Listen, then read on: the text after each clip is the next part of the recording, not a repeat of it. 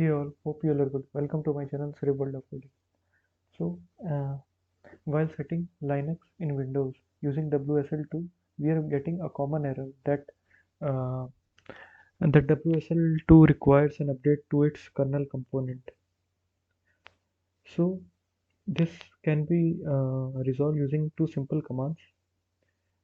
By the way, I've created a whole video in which I've shown the step by step how you can set up Linux in Windows using WSL2.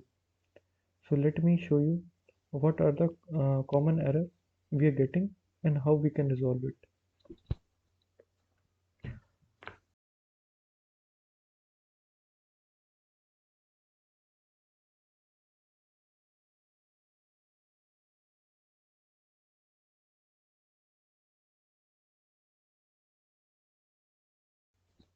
So, so as you can see, the error says WSL2 requires an update to its kernel component, and it's on above it shows WSL register distribution failed with error this and this.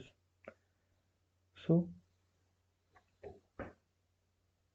what we need to do, we need to write just two simple command WSL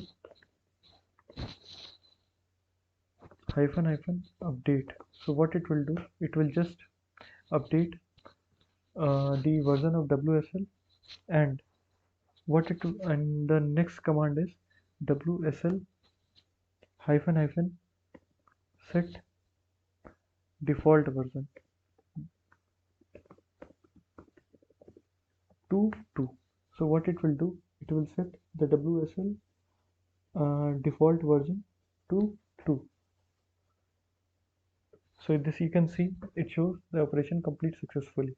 Or if we want have different version of Linux distribution installed and we want to run a specific one, so what we can do,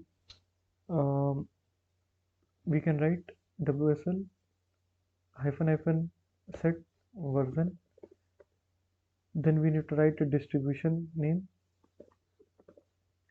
or the operating system name and the version and 2.